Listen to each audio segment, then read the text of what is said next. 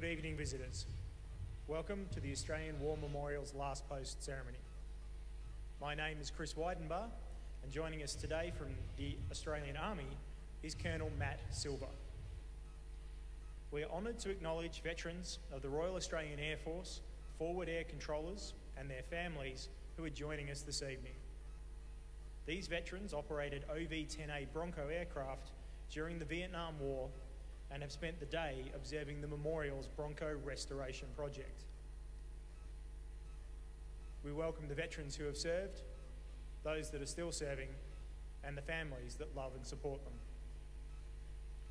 We acknowledge the members of RSL and Services Clubs Association, RSL Victoria and RSL Queensland who are watching the broadcast of this ceremony across Australia.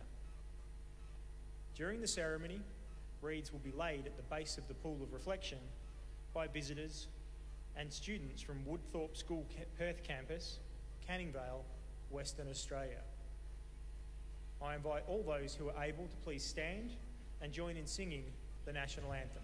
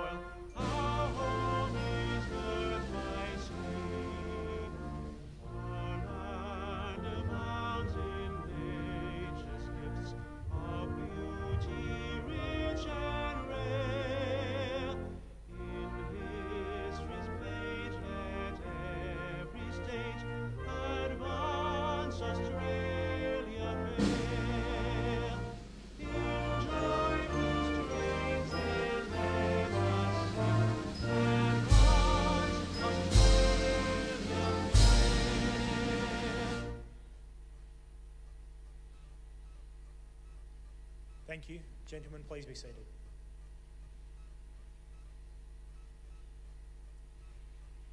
The Australian War Memorial was the vision of Charles Bean, Australia's First World War official historian. Bean landed with the Australian troops on Gallipoli and stayed with them at the front through to the end of the war. The idea of this national memorial and museum came to him at Pozières, France, in the depths of the bloody fighting of 1916. Bean's idea was that this would be a place where families and friends could mourn loved ones buried in faraway lands. It would also be a place that could help all Australians understand what these men and women had endured and what they had done for us. Bean's vision, to which we remain true, is best expressed as inscribed in the entrance to the memorial's galleries. Here is their spirit, in the heart of the land they loved, and here we guard the record which they themselves made. Tonight we will read the story behind just one of those on the Roll of Honour, which lists the names of more than 102,000 men and women who have given their lives for us in war and on operations for more than a century. But first, we present a lament, Flowers of the Forest. Wreaths or floral tributes will now be laid at the base of the Pool of Reflection.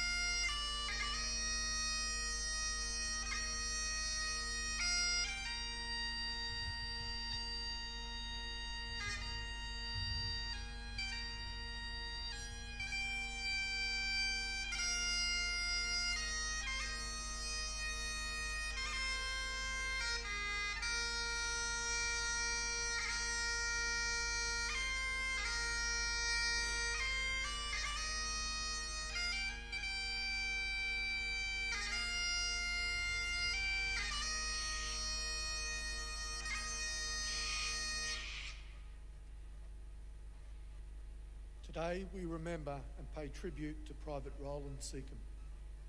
Roland Seccombe, known as Rolly, was born in 1887 in Tilba near Moruya in New South Wales. He was one of 15 children born to John and Ellen Cecum. Roland attended the local public school in Tilba before the family moved to Coffs Harbour, where he went on to work at various contracting positions as a bushman. His father later wrote that he was noted for great physical strength and personal courage. Cecum enlisted into the Australian Imperial Force in August of 1915. He underwent a period of training in Australia before embarking for active service on board the troop ship Suffolk in November of 1915, sailing with reinforcements to the 15th Battalion. Cecum first went to Egypt, where he continued his training before being sent on to France to fight on the Western Front. The 15th Battalion's first major engagement in France was near the French village of Pozières. By early August, the war diary notes the 15th was very busy preparing and training for the class of fighting we will have to do, schooling every man as what we hope to do. At 3 p.m. on the 5th of August 1916, the battalion received word to move out into the front line. Private Roland Seccombe and the men of the 15th Battalion entered the battlefield under a series of heavy artillery barrages that blocked their progress, and it took hours for them to get into position. Once there, they continued to hold the line under heavy fire despite German counterattacks against the Australian battalions on their flanks. On the evening of 8th of August 1916, the 15th Battalion participated in an operation to capture German positions near Pozières. Private Cecum was carrying bombs for the bombing platoon's commanding officer and reportedly threw plenty of bombs himself.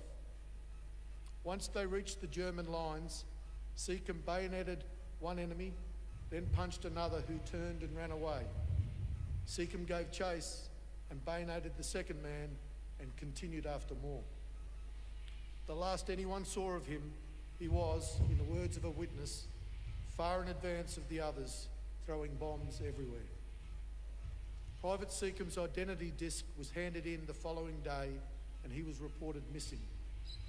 His exact fate was never determined. Private John Ethel, a friend of Roland's, who was serving with the 23rd Battalion, later wrote to John Cecum in Coffs Harbour saying, "Words simply cannot express my thoughts tonight, and really I don't know how I'm going to write at all. This morning I went across to inquire for Rolly and was horrified to hear that he had been killed. But what a glorious death, fighting for king and country. If I have to die, let it be a death similar, killing Huns." John Ethel was killed in action the following year. Roland Seccombe's body was not identified in the years following the war, and today he is commemorated on the Australian National Memorial in Villers-Bretonneux. He was 27 years old. His name is listed on the Roll of Honour on my right, amongst almost 62,000 Australians who died while serving in the First World War. This is but one of the many stories of service and sacrifice told here at the Australian War Memorial. We now remember Private Roland Seccombe, who gave his life for us, for our freedoms, and in the hope of a better world.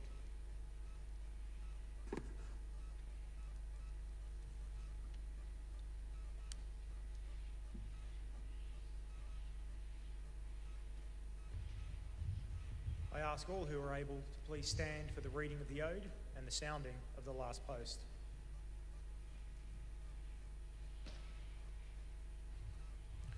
They shall grow not old, as we that are left grow old.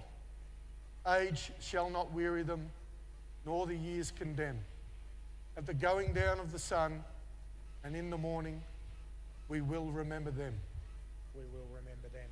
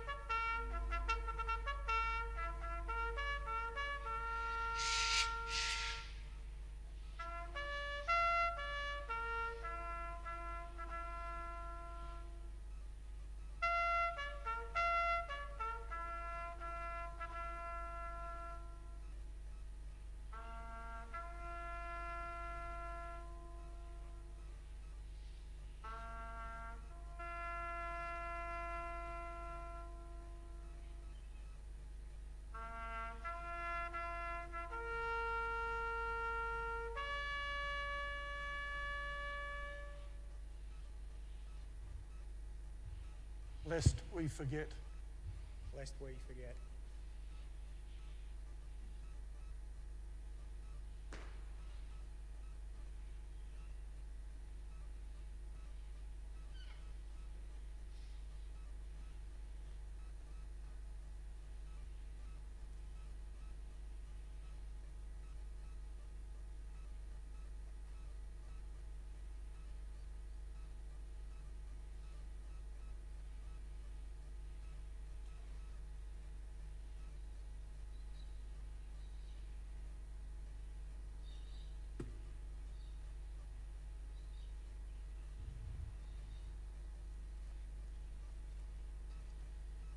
We leave you this evening with the words of the memorial's founder, Charles Bean.